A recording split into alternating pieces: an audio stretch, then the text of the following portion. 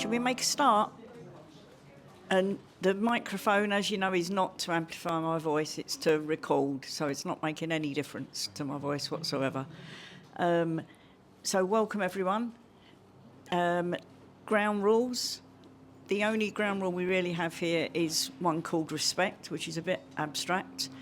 Basically, if people need to do what they need to do, if people need to get up, move around, turn their back to us, go outside, whatever you need to do to feel safe and comfortable in the room, that's important, and we need to respect people might need to do different things. I don't need to tell people here about confidentiality because you've been subject to all sorts of things around your own confidentiality, so I know that you can take that seriously. Those of you who've been before also know that sometimes we edit out things that are said here that don't actually appear on the recording, and so there may be some things that we say that's not going to be in the recording. I.e., please don't say anything controversial so Dream can get some sleep tonight. Yes, so Dream spends ages editing it. Luke's one got edited down quite a lot. For those of you here, I think you'll understand why. So, welcome everyone. I think I can't see anyone that this is their first group. Am I wrong? Oh, apart from, yes, we've got a visitor here, Penny, who's come all the way from Essex. Abby, one of our sensational support team, as Lucy calls you, along with the dazzling diagnosticians that she comes up with. Lucy sends her apologies today. She's at Soul Fest doing something festival-ish. Okay, there are a number of people from Axia here. Some of us have got T-shirts on. Elliot at the back, one of the Anime Amigos. I apologise for the typing in advance. It's all right, don't apologise. Ebony, one of our diagnosticians. We can't get rid of these two work-based learners who came from the University of Chester ages and ages ago. They keep turning up, which is great. Abby from the sensational support team. Reese, Anime Amigo, Calvin, co-director, and my son. Just so you know, when the rude remarks come, he can say that because he's my son. I have diplomatic immunity. yes, you do. Then we've got... I'm stretching the word diplomatic and immunity quite a bit. Yes, you are. Then we've got Ren, who's one of our diagnosticians, Anime Amigos. Khalil, who's a senior admin who holds us together. Joe, IT, maintenance, general dog's body, as you say it. Drives us to Germany. Drives you to Germany to heavy metal festivals, yeah. Dream, who is our it person, whatever it is. And now introduce Jacqui. I'm going to start off the presentation and then hand over to Jacqui. Some of you may have been diagnosed by Jacqui. She is one of our diagnosticians. And is an extremely experienced occupational therapist and recently completed a sensory integration training, which was no mean feat, so congratulations on that, Jacqui. We're going to be I'm in the wrong place, aren't I? Sorry, Dream, I don't listen. I don't learn the rules properly. So just demonstrating my dyspraxia, I'd practiced where to stand and then completely forgot where to stand, even though this is actually more comfortable because I can lean on it and not risk falling over. So Jacqui and I have been planning this for quite some time. We sort of joke about what the top trumps of neurodivergence are, and dyspraxia is always at the bottom. I think autism and ADHD sort of vie for who's going to be top trumps, and that varies according to probably which celebrity has declared their neurodivergence or whatever. So this is something that we've done jointly to look at both sort of the psychological aspects of dyspraxia, and Jacqui's going to talk much more around through an occupational therapy lens. There are currently two labels going around for this neurodivergence: developmental coordination disorder, often abbreviated to DCD, or dyspraxia. I personally do not like the term developmental coordination disorder because I think that reduces dyspraxia to just movement and coordination difficulties. And to me, it's much, much more than that. Next slide, please, Joe. So DSM-5, you know, these Bibles that people use, DSM, the American one that the American Psychiatric Association use, and that's how they get paid. If something's in that book and they diagnose it, they will get paid. It, to me, just indicates it's a coordination disorder. The reason developmental is there is that you can actually acquire dyspraxia. So if you've had maybe a stroke or some brain damage that's affected different parts of the brain, you can then get what's called acquired dyspraxia. You can also get acquired dyslexia for the same reason. But Jackie and I were talking the other day, we've never seen anyone talk about acquired autism. So that's just a red herring, really, not very relevant. Is the same reason why some people come out of comas and they have a different accent? It could, yes, it's that sort of brain damage where it actually then produces things that you didn't have before, Cal. Yeah. I prefer dyspraxia, and those of you who know me know that I'm obsessed with the Greek language.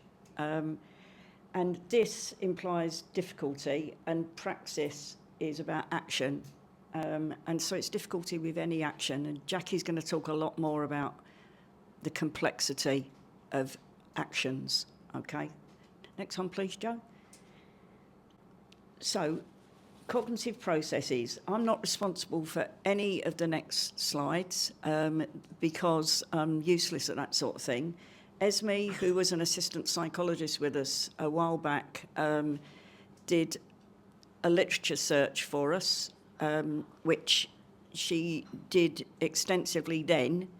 There might be some papers that have emerged since she did that, but she found very little that was written about the cognitive psychological processes of dyspraxia. We know it affects attention. We know that as dyspraxics we get distracted very easily, very quickly. We know we forget things, lose things. Our working memories are usually pretty rubbish. It affects our learning. It can affect the way we speak. It affects the way we think, and it affects the way we perceive. So it goes across a huge number of areas. Next one, please, Joe. I hesitate to call it a book because it's not very big. It's more like a pamphlet. But I have tried to write what it feels like to be dyspraxic and what my experience growing up was, not knowing I was dyspraxic, and what it's like then being a dyspraxic diagnostician and what reasonable adjustments I might need in order to carry out my work. We get lost really easily. Coming out of a lift in a hotel is like an absolute nightmare to me. Frightens the life out of me. Losing things frequently and not being able to find things, even though logically you know you haven't really lost it, but you still can't see it. Okay, so there are a number of cognitive characteristics. What did Esme's literature search reveal? Next slide, please, Joe. So there was very little was written. So non-verbal planning. This is a test called the Nepsi Tower test, where children have to either copy towers or make new towers. And dyspraxic children had significant difficulty. And also, we tend to get told off about things that we're not very good at. So one of the things is that when the children were doing this, they had to speak, they had to talk their way through doing the actual action. And then they kept getting told off because they were told they mustn't speak to the examiner. So it's like the strategy that the children were using to try to carry out the task meant they got penalised because they weren't following the rule of doing the talking to the examiner. Okay, so I don't think we needed a paper to say that we would have difficulty with that. I remember as a child, those things you used to get where you had to put the star in, the square, the circle, and everyone claps when you get the right shape. I can remember throwing that because I could see quite clearly where every shape went, but I couldn't put them in. And so I didn't get anyone clapping me, so I remember throwing it, getting told off for being destructive with my toys. Move on. My parents didn't know I was dyspraxic. Planning and organising. So on a behavioural rating inventory on executive functioning, whoopee, yes, dyspraxic, struggle to plan and organise.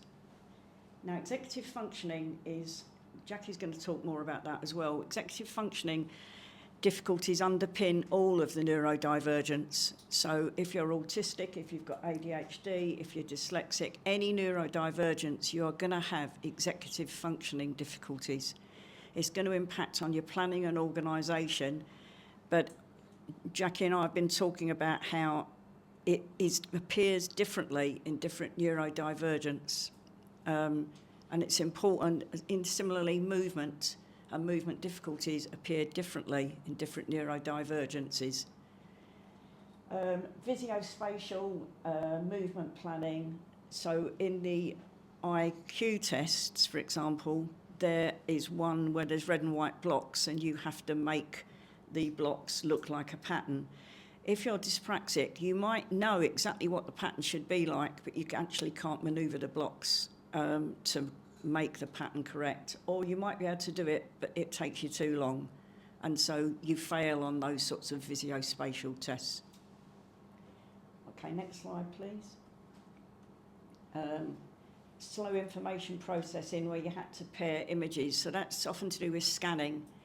And one of the things that we often notice in dyspraxic people is that if you ask them to follow, I'm not going to do this because I'll do my head in, but if you move a finger across their eyes and ask them to scan it, it can be impossible really to scan that without moving your head, and that defeats the object. So scanning can be difficult. That can be the case in dyslexia as well. Slower processing speeds, working memory, processing speed tend to be much poorer in dyspraxic people. Okay. Then, Joe, I don't know can you click on that? Yeah? Okay, so this was the biggest paper that as we came across. And I'm certainly not going to ask anyone to read the paper, but it's there if you'd like to look at it. In the past, dyspraxia has been called various things from minimal brain dysfunction to clumsy child syndrome. I suppose at least developmental coordination disorder is a bit better than having minimal brain dysfunction, which is what I would have been diagnosed with if I'd been diagnosed as a child. Don't worry, Joe, if you can't get the article. I'll talk about it, and if you get it, Joe, that's fine. What was really interesting, and Jacqui and I talked about this the other day, is that the prevalence rate, so how many people there are, varies across countries. And in Greece, 19% of children are diagnosed as dyspraxic. Now, Jackie's blaming me, but but we are failing to understand why there should be this massive discrepancy. And the only thing I can think of, and this is totally anecdotal, is, thank you, Joe, is that my experience of being in Greece is people seem to be incredibly well coordinated.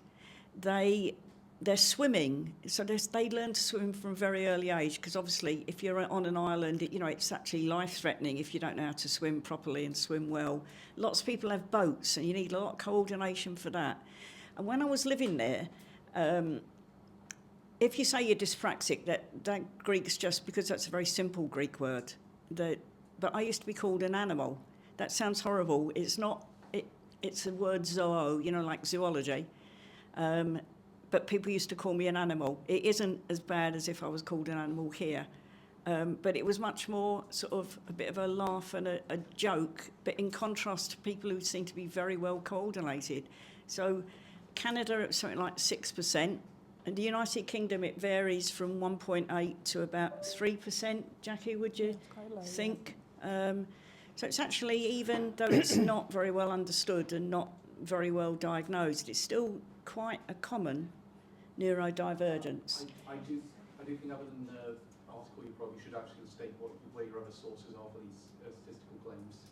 In this article, Cal. All right, just Yeah, okay, all right. Peer-reviewed, yeah, I know you won't allow me to make claims that can't be substantiated by peer-reviewed journals. You're quite right. Can we go on a science degree and then wonder why I come back like this? That you're absolutely fine. So this just talks about what it is, and it tends to persist into adolescence and adulthood. More boys than girls, but you know that's possibly the usual because we see it. It's not the same in girls, and often, like we know, you know, with the Venn diagram that we use at Axia, if you've got one neurodivergence, the chances are you've got another one, and so that sort of overlap. And then when does dyspraxia begin and end, and when does something else take over? So I'm going to hand over now to Jacqui. Okay, bear with us while we have... what I'll say to you as well then, we have a break around about 1 o'clock where there'll be more refreshments, and you can borrow books, and if you want a replacement card, you know, we've got the autism and ADHD, etc. cards at the back. Take your alert cards, borrow the books.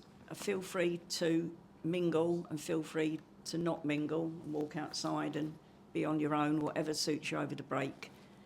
So just give Jacqui a chance to... People may wonder why my hair's purple and green. It's because we were at Pride at the weekend, and so the colours of Axia, purple for me, green for Calvin. So I decided to have my hair done purple and green for Pride. Pride was an absolute massive success. We had a great time. Elliot and Calvin played a blinder. I was completely redundant. I wasn't needed. Taya and Hannah joined us as well. And we gave away loads of copies of Calvin's book, The Nerd Consultant's Guide to Anime, which people were delighted about. And we made lots of really good connections. We also shared... Is it on? Is that on? Yeah. Yeah, it should. Can people hear me? Yeah, Yeah, we also shared the CAS review that Hannah and Taya did while they were on the placement with us. So this was the review around transgender services that was carried out recently, and a number of concerns were pointed out to us by Hannah and Taya around the potential of people being referred for neurodivergence when actually it was about gender identity. So we shared that with some of the transgender services that were there. We sponsored the transgender and non-binary tent.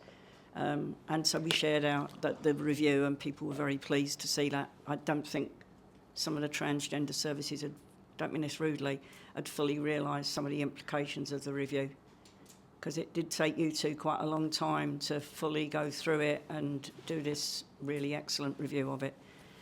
Okay, are we... The reason I brought it up was because I saw it going around on Twitter. Yes, I know you did, Cal, yeah. I'm a bit amazed that they didn't spot that, considering how much that was in the public eye. Yeah, maybe. You know what it's like, Cal? People trust experts. Hey-ho. Well, here is an expert you can trust. Oh. Nice segue. Yeah, it was good. Yes. So next slide, please, Jo. So, yes, my section is going to be more through an occupational therapy lens because that's my area of training.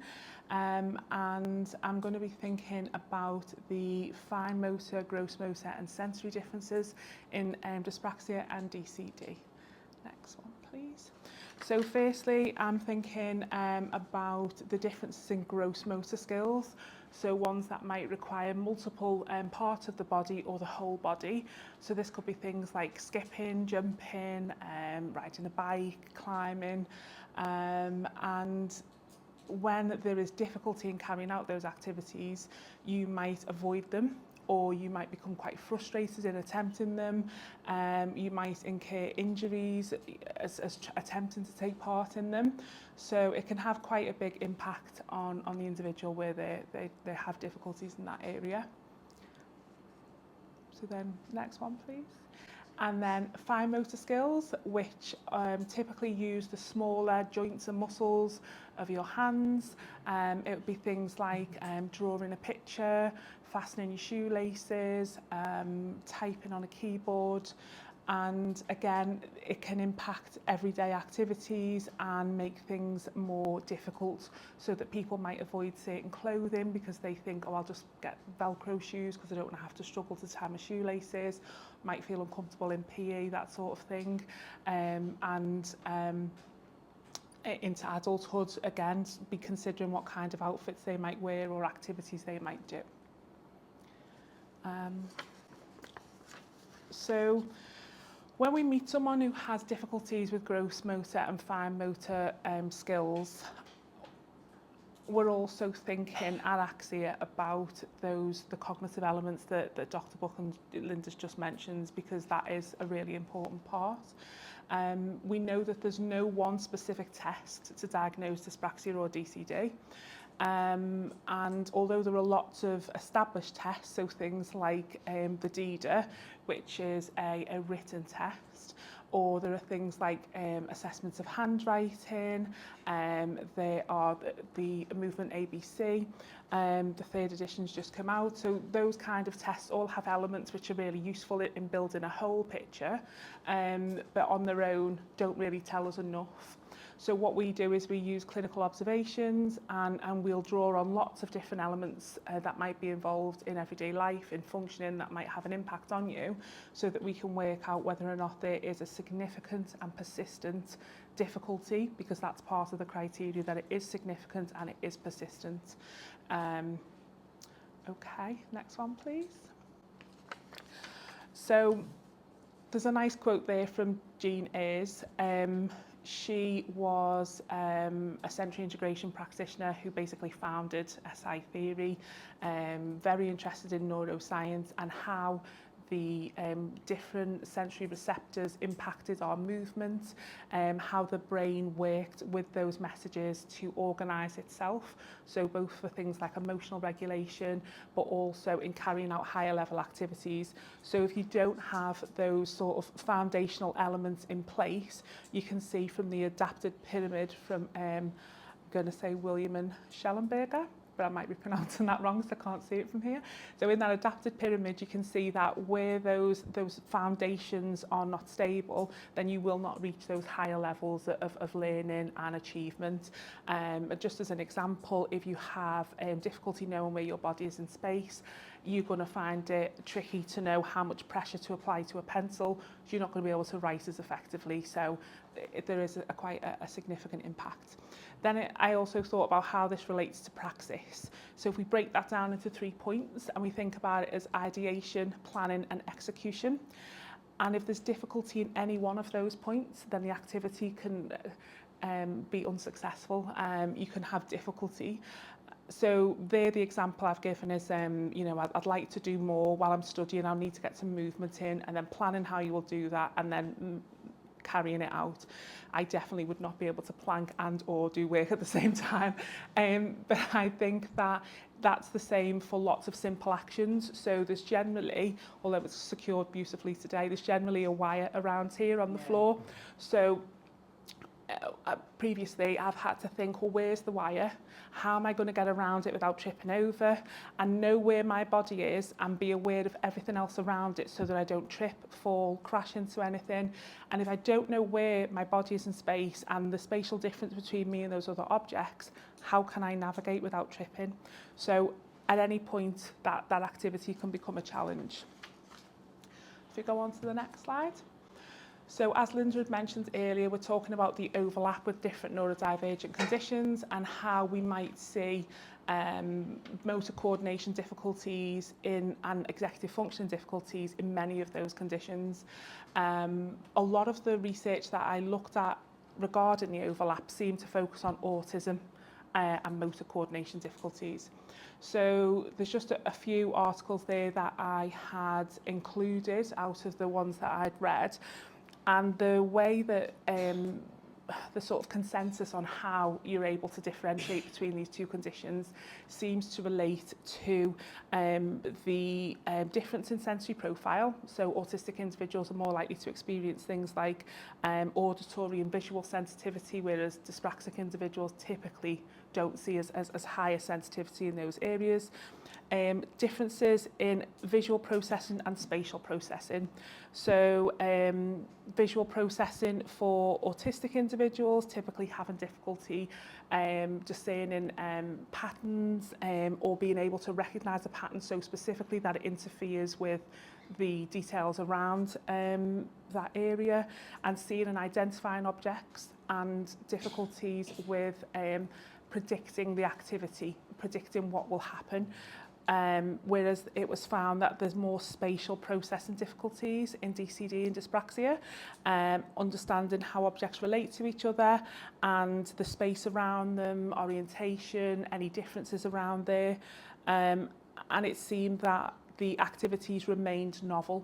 It didn't matter whether practice was entered into, that activity seemed to remain novel to the individual, so that it always felt difficult to achieve.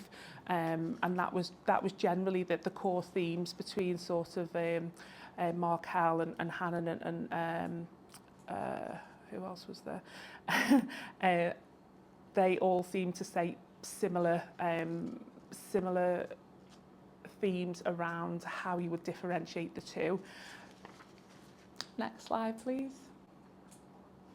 Okay, the other thing that is part of the diagnostic criteria is the impact. So, you know, this significant and pervasive impact.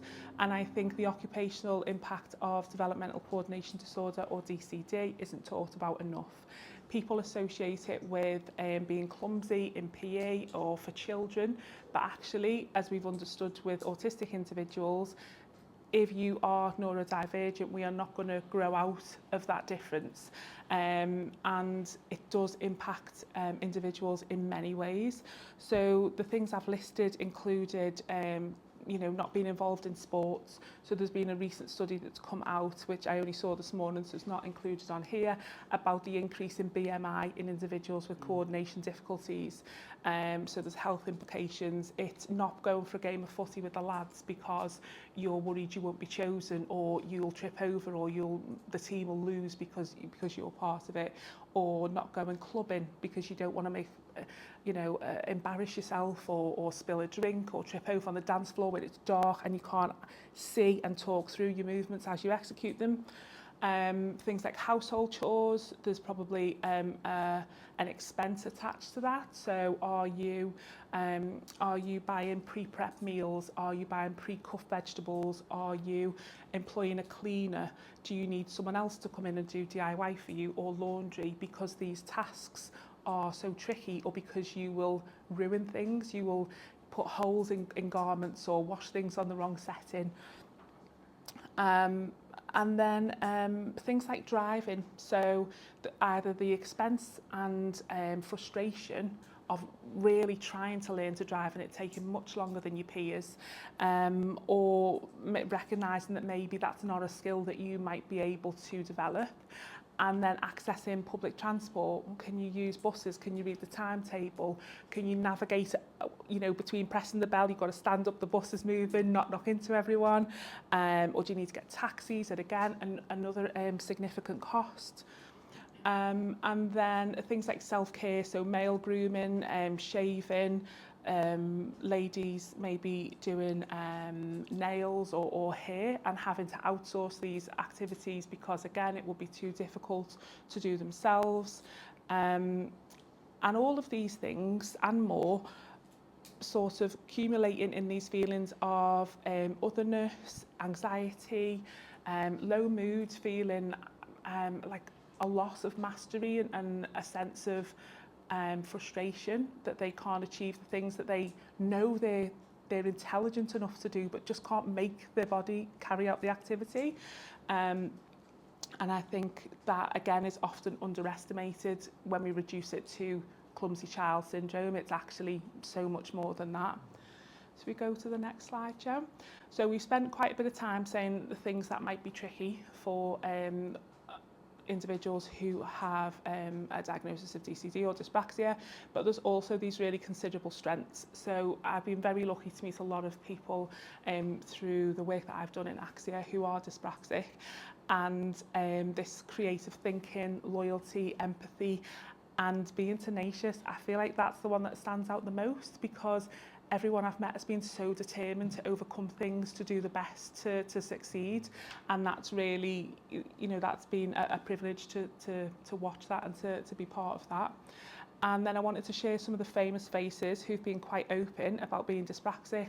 So I've listed Florence Welsh, singer, David Bailey, photographer, Daniel Radcliffe, actor, and Cara Delevingne, model and actress. And I've also put some links to some information. So sadly, quite recently, the Dyspraxia Foundation has ceased to exist. So if you try to access any of their previous resources or the website, you'll receive a notification saying it's no longer there. So I've had to explore other resources which might be of use.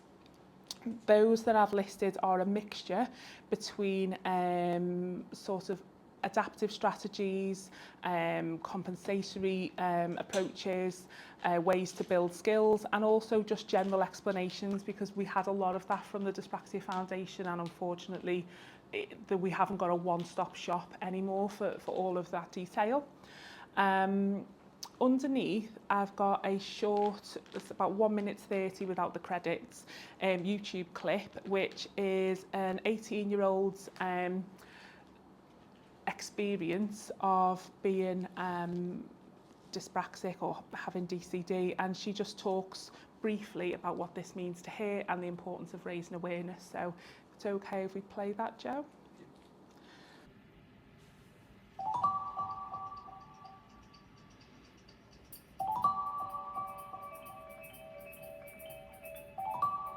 Hi, my name's Abby.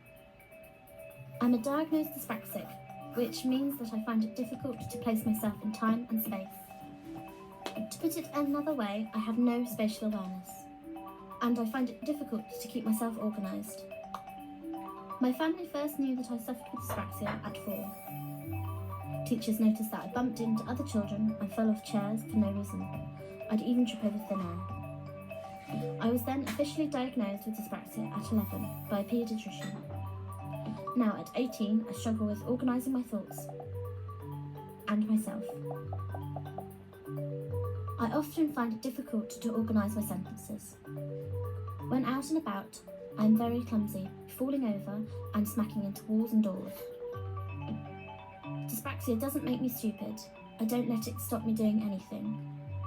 I've sometimes been called names because of my dyspraxia, which makes me sad.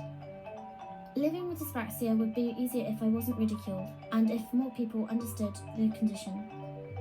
It would also be nice if there was more help for people with dyspraxia, which is why we need to make more people aware of the condition.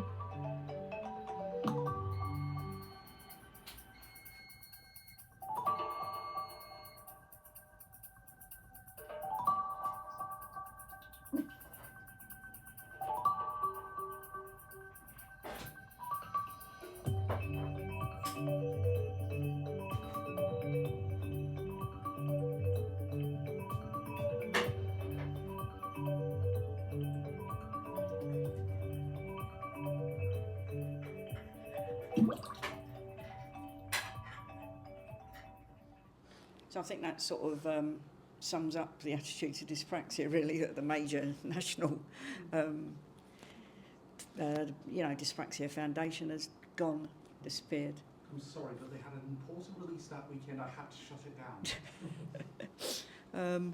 So I think it's a lot of times dyspraxia is seen as a bit of a joke. It's clearly not. Case in point. Case in point, son. Yes. The joke. The joke. The joke. Yeah, shall we got questions, Natalie? Yeah, I just wondered, does anybody else have suddenly they're like holding something, they just drop it? Yeah, What so about like I have something, no apparent reason, I just drop it? No, this is amazing. She did this at a birthday party. She was holding onto a glass of wine, and then went to say, forgot she was holding, went to say, hello, and then dropped the glass right there. yeah, first. Didn't use the hand that was free. No. Use the hand that had the glass in. Yeah, so the first correction, it was Prosecco, not wine. So it was somebody's party, a surprise party. So I was stood there with a glass of Prosecco in my hand, and when she walked in to the party, I went, hi, because that's the hand that I say hello I with. like that you're saying Prosecco rather than wine to give yourself a bit more class in this Yeah, situation. A bit more class, yeah. Do other people do that then? Do people like drop something? Yeah, I do. Holding something like keys. I do it. Yeah, but let's not get into we're all a little bit autistic. We're not all a little bit dyspraxic. Yes, we all can drop things, but it's when, I think it's the anxiety that's associated with, I know Lucy was at my house the other day and she knocked a glass of water over. And she said, I love being in your house because you don't bat an eyelid if somebody knocks a glass of water over because it's such a common occurrence. I didn't even notice it. And she said, it just feels so relaxed. Whereas we can all do that, can't we? When we're anxious especially, and you're somewhere where you don't feel comfortable, you can knock something over. But I think it's when you're doing it all the time. And as Jacqui said, that what we don't do is we don't learn from it. We can't learn from it. We do it the same again. What we can learn is I need to move that glass over there because if I don't, inevitably it's going to be knocked over. Or if you've got people around you who help you, they will move that because they know it's going to be. Or, you know, there are things you can do to help yourself with these things, but basically they remain. Is this something that could actually come after the lights for stroke? Yes, it could come out. This is what I've noticed that since I had my stroke. Yes. It's worrying to the fact of you know, people who've had strokes have it and they're sort of sweeping under the carpet for that as well. Yeah. You know, there's nothing wrong with us honestly until you just, as you say, just all of a sudden. Yeah. So I think that's the acquired. Banging into things. Yeah, the acquired Raise dyspraxia. your toes now. Yes, because the bits of the brain that are implicated, as always with these things, so people who like to do brain scans, in that article about the executive functioning, the bits of the brain that they found are maybe not behaving as they should are the cerebellum, which is the bit at the back, it's about balance and things, the corpus callosum, which is that line between the left and the right hemisphere, the parietal lobe, the frontal lobes, the basal ganglia, which is around emotion. So can you see, we haven't got a clue. And so people keep doing these brain scan things. And I don't know, they must be spending huge amounts of money. It doesn't take us any further. I don't know which parts of my brain are impacted. If I went and had a brain scan, I think the only thing that would do is probably frighten the life out of me. Nice. You know. I had a lacuna stroke. A lacuna stroke. Yeah, right. That was, I think, since then I have had problems. Yeah. So when I was working in neuropsychology, what we would experiment on people like you by testing them to see, now this person can no longer do this, what part of the brain has been affected, so why can't they read anymore?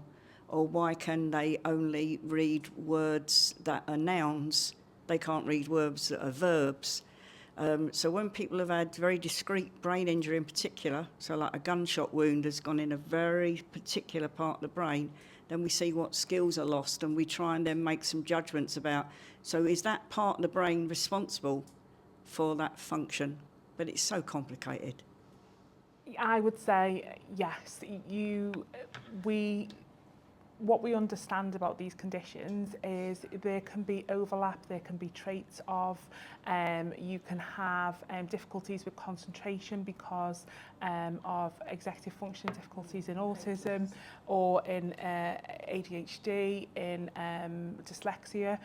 But immediately people often think concentration, ADHD, but there can be this present in other conditions. So there are motor difficulties associated with autism and executive function difficulties associated with autism. However, to be at a significant level that's impacted occupation, so cooking, leisure pursuits, your work, then that is more likely to be of a dyspraxic nature. And often individuals will have both autism and dyspraxia, would you say, Yeah. Linda? Yeah. You know, we often see a co-occurrence of different neurodivergent conditions. So where it's been significant, long-standing, impacted various areas, that's more likely to be, I would say, dyspraxia. So I'm in that sort overlap where my diagnosis by you was Asperger's, but on a big pie chart there'd be a little bit of, Yeah. yeah. So I would think there would.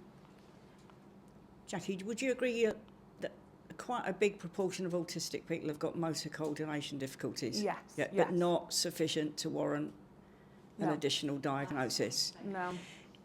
Yeah, and I think it was back in the 80s, Professor Digby Tanton was writing about what he called ligamentous laxity in autistic individuals. So some suggestion that the ligaments might be more lax, and that then... You fell over a vaulting horse at school. Did you? Yeah. It wasn't at school,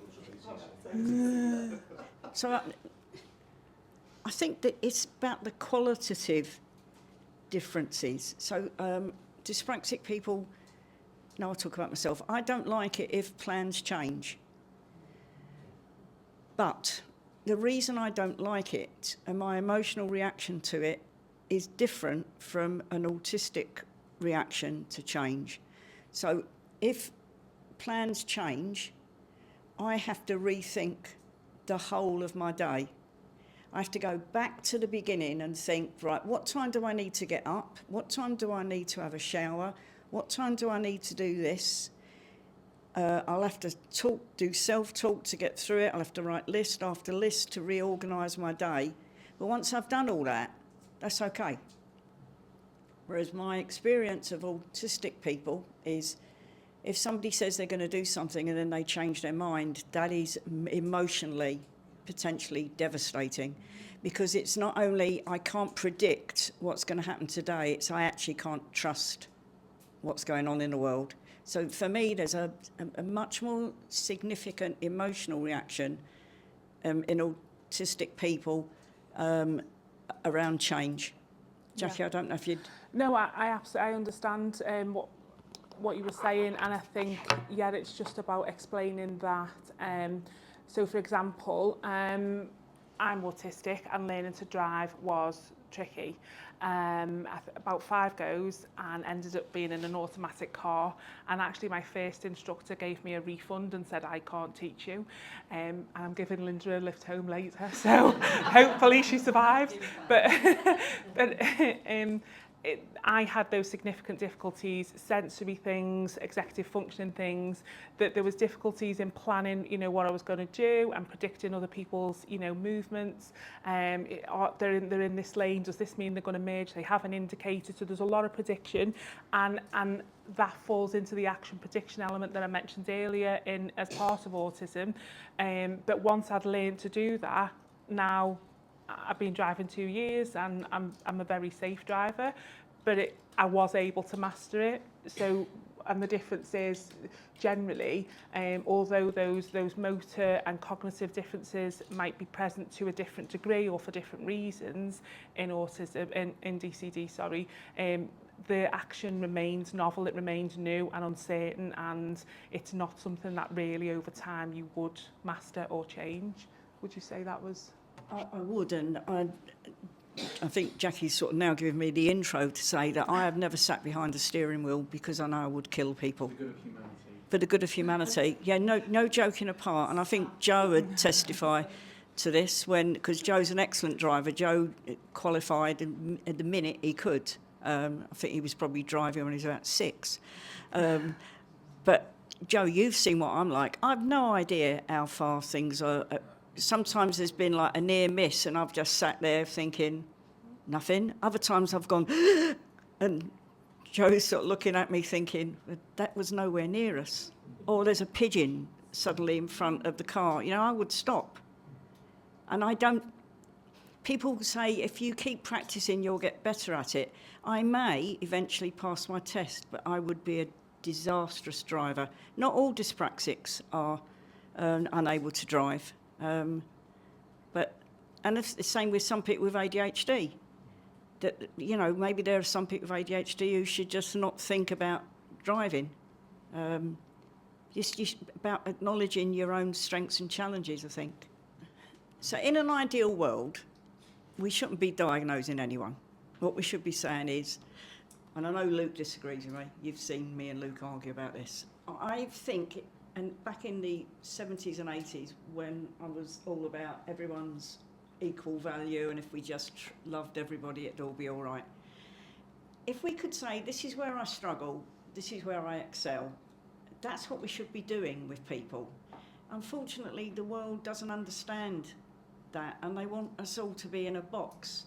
So, Ed, I don't know if there's... So let's think about that equation that Luke talks about. Autism plus environment equals outcome. Dyspraxia plus environment equals outcome. What do you think, Jacqui? I'm going to put you right on the spot there. That's a really hard question. Thanks for that. So I don't think you can be a little bit autistic, a little bit ADHD, or a little bit dyspraxic. I feel like quite certain about that. But I believe that there's possibly individuals who experience more significant difficulties all round who are dyspraxic, in the same way that autistic individuals might experience more significant difficulties all round, and some might have a more spiky profile. So I think you might see that in dyspraxia, but it wouldn't make you like sort of a little bit or not. You either meet the diagnostic criteria or you don't, and if you don't, then it's that you have traits of the overlap, the neurodivergent sort of melting pot that we see, and we do see a lot of that. And I know a lot of individuals we will speak to will have an idea of what they maybe want from the assessment process, but in exploring everything thoroughly, they're surprised by the diagnostic outcome, because it has to meet diagnostic threshold. It has to be clear. I think you could phrase that as a spectrum, but it would still be the same way with the autism spectrum, that you must meet the criteria. Wherever you fall on the spectrum, you still must meet all of the criteria. So what we were thinking about was those difficulties and differences, that they are significant compared to same age peers, that they can't be better explained by something like cerebral palsy, a brain injury, muscular dystrophy, and that you've had the appropriate opportunities to learn those skills. So we can't be saying to children at 10, oh, you still can't ride a bike at 10, you must be dyspraxic, but they've never had access to a bicycle, so how could they develop those skills? So it's in all of that clinical reasoning and thoroughly exploring, you know, the rationale behind these differences, that we're able to say whether or not someone would meet threshold, would you say?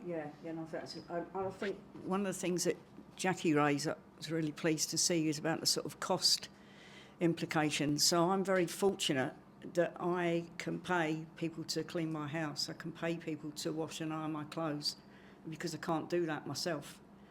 It's not that I'm being lazy or a sense of privilege, it's actually, but I iron more creases in, or I burn things. And as in my role, I can't be walking around with, you know, iron marks in my clothes. So I think there's a socio-economic factor. If you've got money, you could probably compensate for dyspraxia in some ways. So I can't ride a bike. I've never been able to ride a bike. I can't catch a ball. But as you get older, you can avoid PE as a non-concept once you've left school. Horrible concept while you're in school. It's horrible. But that you can avoid things, can't you? I think it's interesting, the observations that people make about us. A bit like you were saying, you know, oh, don't give that to her because she'll undoubtedly... It's meant in a nice... It is, yeah. It's not necessarily nasty at all, is it? So I think some of those observations, you can think, oh, that people have noticed something. What they noticed about me. Yeah, how did they notice that? What did they see?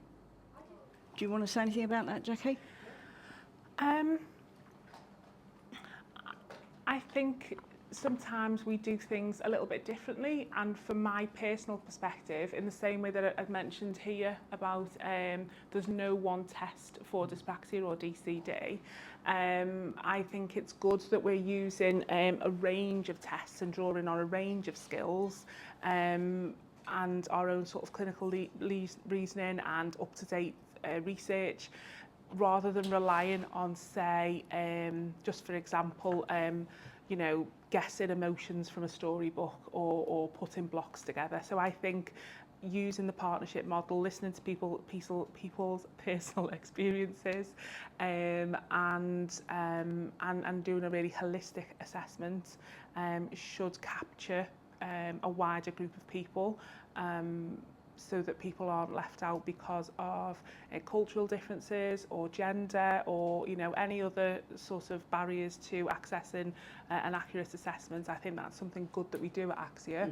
And possibly the individual that you'd mentioned earlier who hadn't met that threshold and maybe, I've no idea, but I'm just guessing, possibly had maybe gone somewhere where it's just, you know, one test, or they're not relying on sort of that partnership model and understanding experience.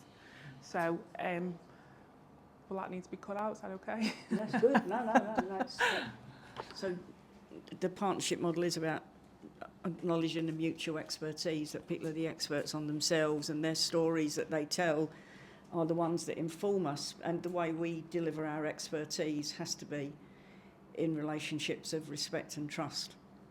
And if you haven't got that, then there's no point. And the only reason for giving somebody a diagnosis is if it's going to make a positive difference to their life.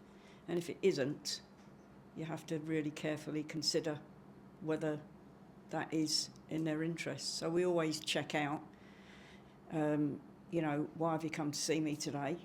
What difference would the diagnosis make? And then do you have thoughts or feelings around the diagnosis? Because that reveals quite a lot about the individual. What else would people like to ask about? Ren? I was just going to ask about, like what you were saying about your reaction to change, Linda, like a dyspraxic versus like an autistic reaction to change, how different sensory sensitivities might contribute to features that look similar to dyspraxia, like proprioceptive, vestibular stimulation, even touch. I wonder what are some common ways that they sort of like masquerade as, like from an autistic perspective, as dyspraxic traits? I think there's maybe sometimes with dyspraxia there's a tactile. Is it a tactile sensitivity?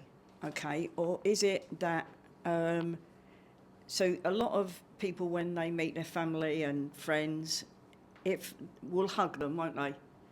I think as a dyspraxic, if your experience is when you try and hug people you love, you often headbutt them, nearly break their nose, do it all wrong, that actually you stop doing that.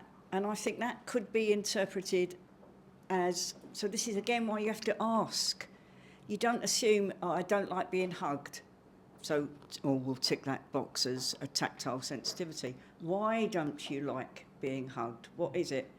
So it's, you know, when I think there's been very serious bereavement or something like that, members of my family do hug each other, but routinely we don't tend to do it because it's a bit of a blimmin' nightmare. It doesn't really work very well. Especially when it involves my uncle.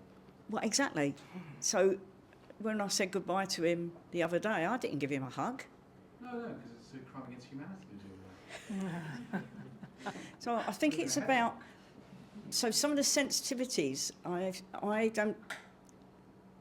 think you're right, Jacqui. I think there's proprioception, so where is our body in space? There's vestibular, all the movement stuff. I think, again, maybe hunger, it's not necessarily that we don't know that we're hungry or thirsty. It's that we either forget to do that or we haven't scheduled it in. So we've lost the opportunity. I schedule it in and then I find I'm not hungry. I'm like, well, I scheduled it in. Well, I'm supposed to eat now because I'm meant to have this perfect calories, example. I'm not hungry. Perfect example, Why have you done this? We had an agreement. Yeah. This is the time I'm supposed to want to eat. Why am I not hungry? Yeah. We've made this agreement. We signed the contract. You can't go back on it now. Yeah. Well, that in a stomach. That happened to me this morning. So today I've had to get an Uber. I'm falling in love with Uber. I had to get an Uber here, and Calvin told me what time to order it, which I did. So then I had to backtrack of when am I going to eat, because if I don't eat before I go, I'm going to be really ill. I did exactly what you said. I got myself something to eat and thought, I'm not hungry, but if I don't eat it now, what are the ramifications? Anyway, Joe, I'm sorry I shared some of it with your dog. He enjoyed it. But it was a bit like, I have to eat now, or this is all going to go horribly wrong. But I wasn't really hungry. No. Do you want to say a bit about some of the sensory stuff, Jacqui, because this is your expertise? Just to expand on what you've just said, very much so, we see difficulties with proprioception, with vestibular processing and tactile in both autism and dyspraxia. But what we tend to also see in an autistic profile is the auditory or visual sensitivity or difficulty with differentiating different objects or being too focused on a pattern or minute details. So you would see a different sensory profile. But the proprioception and vestibular and tactile elements seem to run through both really, but are affected differently. So having difficulty recognising how much pressure to apply might be present in both, but then understanding what to then do to modify the pressure and to work around that is going to be more significant in something like dyspraxia, because you're having that sort of novel experience each time. Yes. It continues to be challenging. I don't know if you can, Joe, put the sensory slide back on. I think it's about 3 back. That's it. So, sorry. So on here, it does have tactile, vestibular and proprioception at the bottom of the pyramid. So that is your foundational level. That's going to impact absolutely everything else. So we'll find individuals with proprioceptive difficulties might need someone to sleep with them because they don't know where the body is in space, like as a child, or when they get older might seek like heavier blankets or, really find comfort in chewing things. But it all stems back to this not knowing where your body is in space. Thank you. And then we sort of build up. So Linda was talking about the left and right hemispheres before, crossing over to bilateral integration. Can I do things with both hands? Can I pass things over? If I'm doing something with this hand, if that's my waving hand, do I know to then change and put my Prosecco glass down? And this body schema, knowing again, if I move this way, this is going to happen. This is my body in relation to the things around me. This is the impact I'll have. And then on top of that is your hand-eye coordination, your visual, spatial perception. So it's built on. And I think people don't always recognise the significance of that sort of bottom layer, that if that's not in place, that impacts a lot. But many of the conditions that we assess for will impact the bottom layer. It's just to the severity of and the specific profile it puts together and what happens if you repeat that action. So it's understanding what's the impact of it, the why behind things. Is that okay?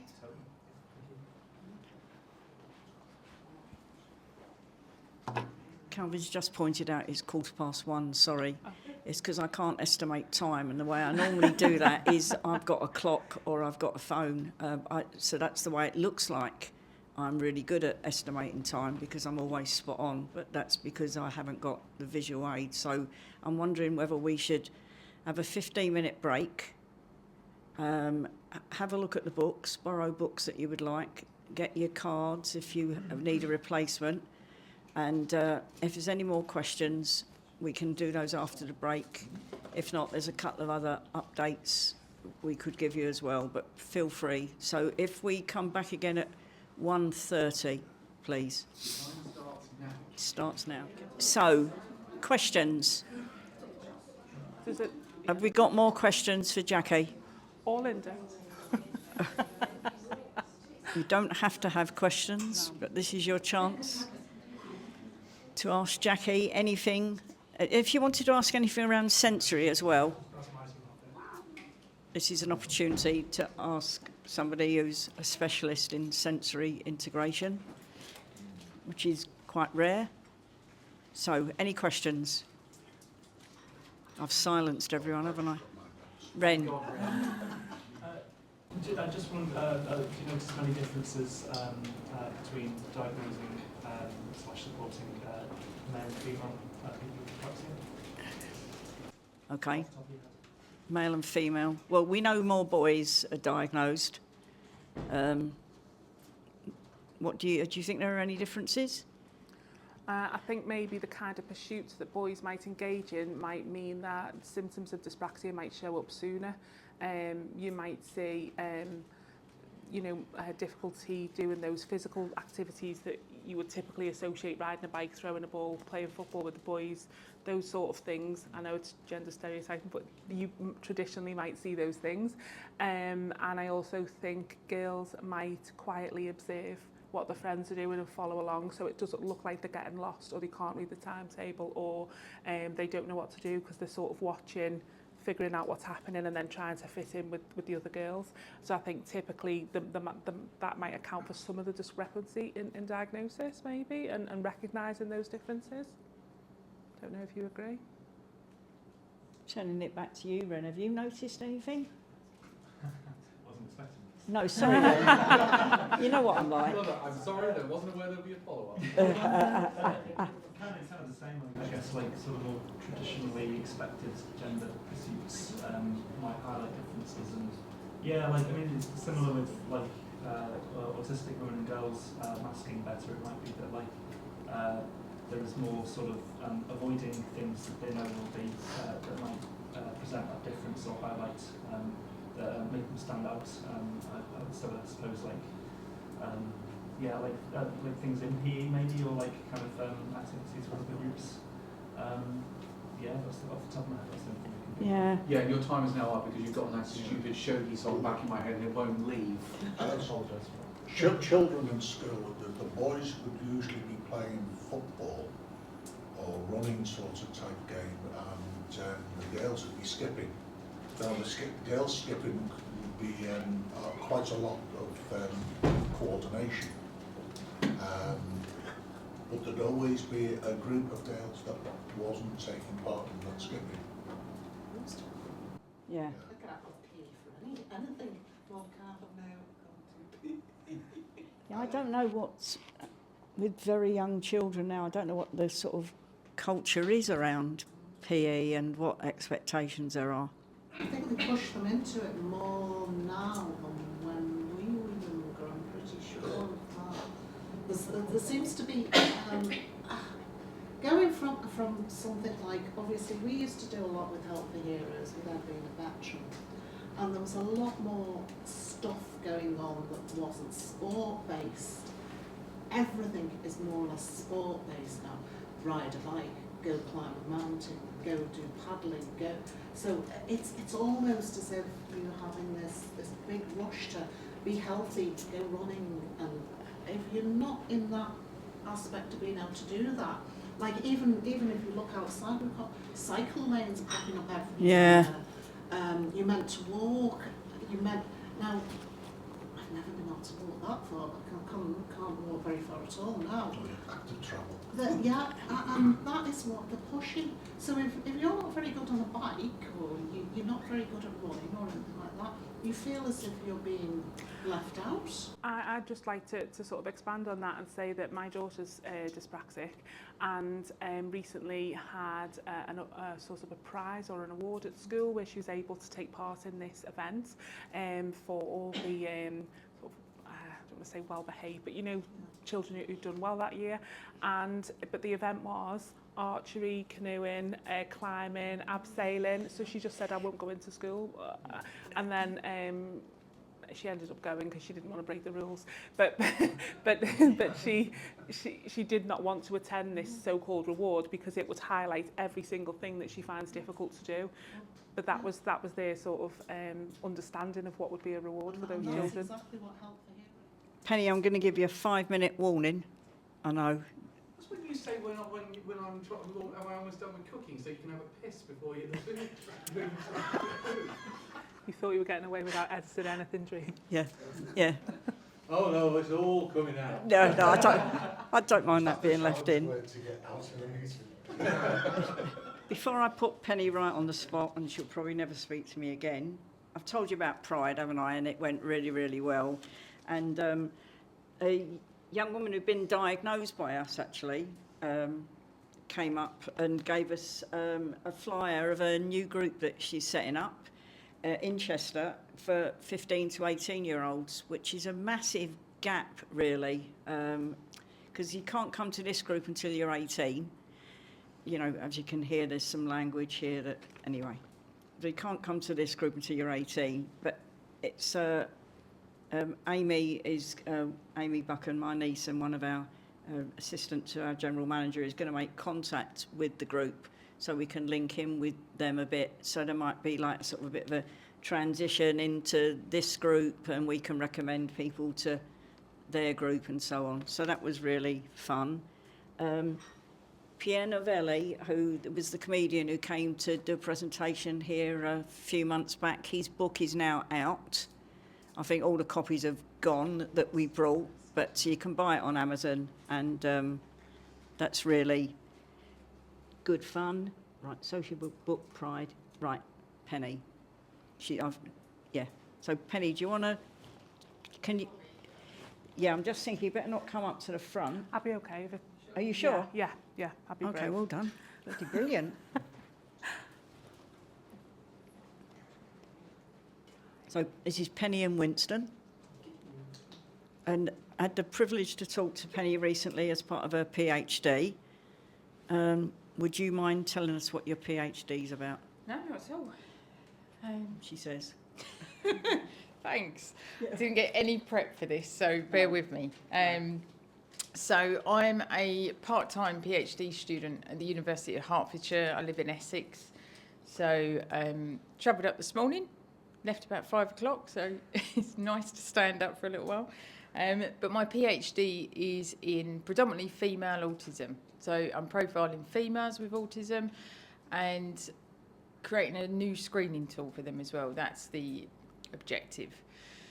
Within the PhD, so my PhD is split into 3 areas. So the first area, and this session has actually been really interesting for me because I'm looking at the movement for autistic people, and not just females, but also males, because then we can make that comparison.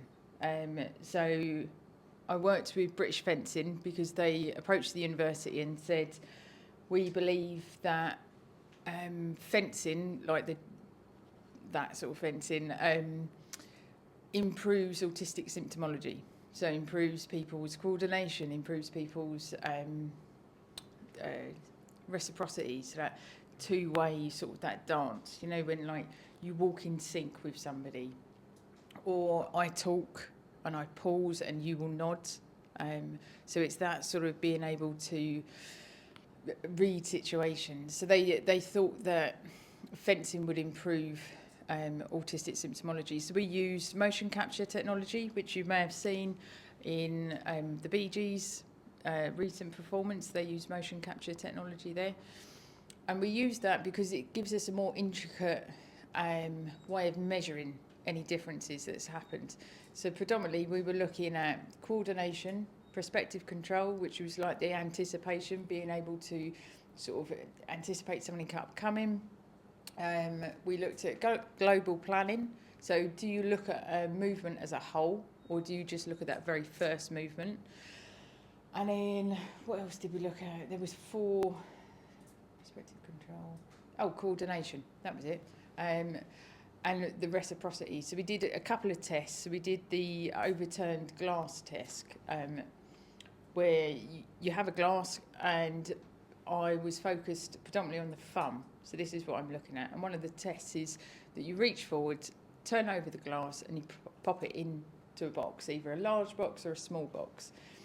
And what we find is autistic people will approach the task with their thumb up. So they start the task in the comfortable position, and then they'll turn it over and they'll finish in that uncomfortable position with the thumb pointing down.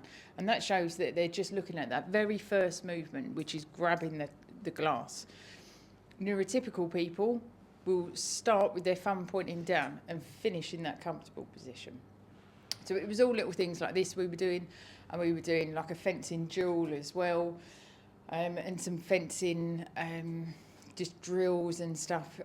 So I'm in the process of analysing them results, which has taken quite some time because it's all computer programming and I'm not a computer programmer. But the second phase, and this is where I met you guys, second phase of my PhD is interviewing clinicians, because I can read all the research in the world, but it's talking to clinicians like yourselves that give me the information of what it's like to diagnose people with autism. So I've looked at that and it's been really interesting. So I've interviewed people from the NHS and I've interviewed people from Axia, so from private companies, and there's been a real, because I was looking at the diagnostic tool, and does that need to be changed in order to diagnose more females? Because the research shows that females present quite differently to males, and this is why lots of females are being diagnosed later in life. And clinicians from the NHS, so there's nothing wrong with the diagnostic tool. It all comes down to experience. It comes down to the expertise of the clinician and experience of them. They don't think there's a difference between gender, whereas other clinicians I've interviewed hate the diagnostic tool, which I was sort of secretly championing. I was like, it's fantastic. And they do believe that there's a difference between genders, which is what the research is pointing towards. So the next part in this phase 2 bit would be interviewing autistic women to see what their, I suppose, their experience of the diagnostic process. How did they know they was autistic? What did they notice? Why did they get a diagnosis? Had they tried before, when they were earlier, sort of younger, and then sort of what age did they get the diagnosis, basically, and what do they think of the whole process? And then once I've got all that information, what I'm going to do is feed that all back into a screening tool. So I created a screening tool for my masters, and it was really successful. It was able to identify lots of women in comparison to men. He just wants attention, that's all. Don't you? Hey? So the plan is to look at the movement, integrate the movement results into a screening tool, because there's no screening tools out there that currently use all the movements. So it's getting that, it's taking the information from the clinicians, it's taking the information from autistic women, and then feeding it all back into this screening tool. And then the last phase would be rolling the screening tool out again to neurotypical and autistic people and seeing if it can identify more women than men. So that is my PhD.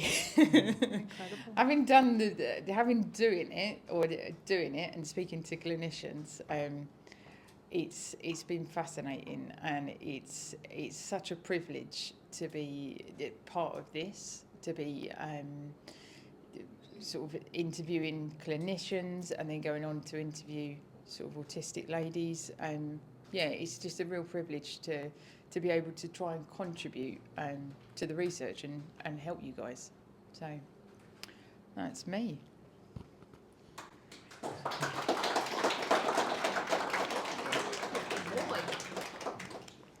Thank you, Penny. And people who know me know I put people on the spot, give them no warning. Yeah, it's not very autistic friendly, is it? Yeah. Cheers, Penny. Thank you very much. So, any final comments or questions? Just I'd be really interested to read your work once it's done. Yeah. I've probably got about 2 years. Okay. That's interesting about the movement with the... Yeah, but it's not included in things like the ADOS and other things that other tools that you might are often referred to as like sort of a gold standard, but they're not really. They don't cover everything. No, they don't. And they don't consider, all those different elements that you were talking about before. Yeah. Yeah. Fencing, my idea, hell. Anyway, okay, so can I thank Jacqui for really, really interesting. You're really, really privileged to have you here, Jacqui. Thank you so much. And apologies to Penny to give her absolutely no warning to talk about her PhD. Do I need to apologise to anyone else? Probably. If I've offended anyone, I apologise. Okay, let's stop then, and see you next time, whatever it's going to be.